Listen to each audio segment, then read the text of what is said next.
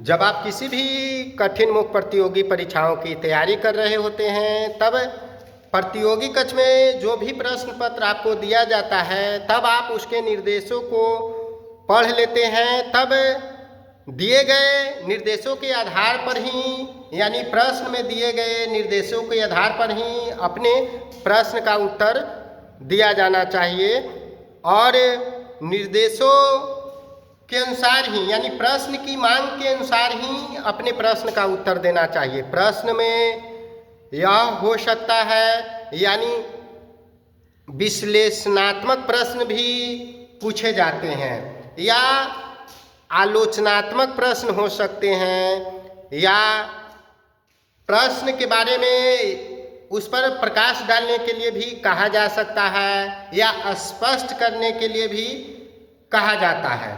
कभी कभी प्रश्न में चर्चा करने के लिए भी रहता है। प्रश्न में पक्ष और विपक्ष आधारित प्रश्न भी हो सकते हैं। तब इन प्रश्नों में प्रश्न की मांग के अनुसार ही अपना उत्तर दिया जाना चाहिए और इससे यह हो पाता है कि आपके द्वारा दिए गए उत्तर से परीक्षक प्रभावित होते हैं और तब आपके चयन की संभावना बहुत ज़्यादा बढ़ जाती है। प्रतियोगी कक्ष में सर्वप्रथम वैसे प्रश्नों का उत्तर आपको देना चाहिए जो आपको आसान लगता है या जो प्रश्न उलझन वाले नहीं हैं। उलझन वाले प्रश्नों में यदि आप प्रारंभ में ही यदि उसका उत्तर देने के लिए समय यदि लेते हैं, तब इससे अन्य प्रश्न छूट सकते हैं। इसलिए प्रारंभ में यही प्रयास करना चाहिए प्रतियोगी अभ्यर्थियों को कि सरल प्रश्नों का उत्तर प्रारंभ में दे ले, जिस पर आपका विषय ज्ञान ज़्यादा है, जिस पर आपकी समझ गहरी है।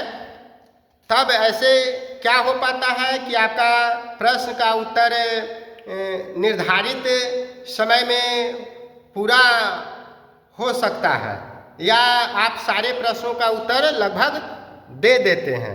यदि आप प्रारंभ में ही उलझन वाले प्रश्नों में उलझ जाते हैं, तब इससे आपके प्रश्न छूट सकते हैं अंत में और हो सकता है कि लगभग सारे प्रश्न का उत्तर आप नहीं दे पाए। तो इस बात का ध्यान रखा जाना चाहिए कि कठिन प्रश्नों का उत्तर बाद में दे, या जो स्पष्ट नहीं है, कुछ ऐसे भी प्रश्न रहते हैं जो उलझन वाले रहते हैं, तो उन प्रश्नों पर ज़्यादा समय नहीं दिया जाना चाहिए और अपना निर्धारित समय में सारे प्रश्नों का उत्तर देने का प्रयास करना चाहिए।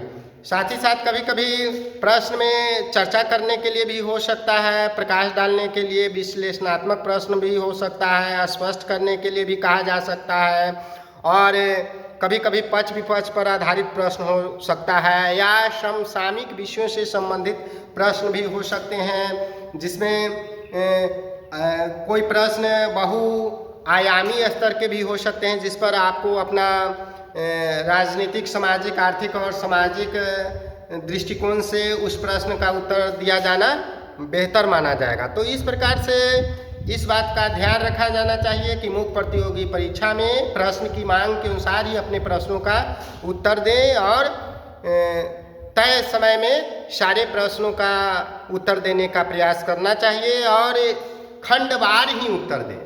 प्रश्न का उत्तर खंडवार ही, एक खंड का एक ही खंड में दें। यदि छोटे बड़े प्रश्न, कई प्रश्न आपको यदि मुख्य परीक्षा में शामिल किया है, यानी प्रश्न पत्र में यदि शामिल किया गया है, तब खंडवार उत्तर देने का ही प्रयास करना चाहिए, प्रयत्न करना चाहिए। इससे यह हो पाता है कि आपका उत्तर दिए जाने का जो समय है वह निर्धारित समय में पूरा हो पाता है और आपके समय की बचत हो पाती है। खंडवार यदि उत्तर देते हैं तो आपके समय की बचत होती है और परीक्षक पर भी उसका सकारात्मक असर पड़ने की संभावना बढ़ जाती है। तो इस बात का ध्यान रखा जाना चाहिए मुख्य प्रतियोगी परीक्षाओं में।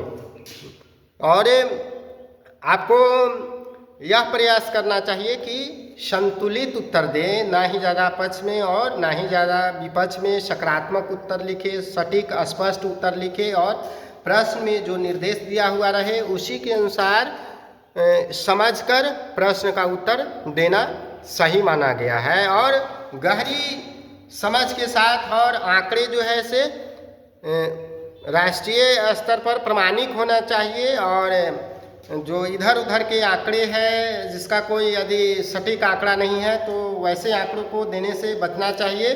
और यह प्रयास करना चाहिए कि समसामयिक तौर पर ही आंकड़े दें और उसमें नवीनता भी रहे, यानी आपके विचारों में नवीनता भी रहे और विषय आधारित शब्दावलियाँ रहे और प्रशासनिक शब्दावलियों को भी आप उसमें शामिल करें। तो इस प्रकार से दिया गया उत्तर जो है से बहुत ज़्यादा सही समझा जाएगा और इससे परीक्षक जो है से प्रभावित होते हैं और तब आपके चयन की संभावना मुख्य प्रतियोगी परीक्षा में बढ़ जाती है।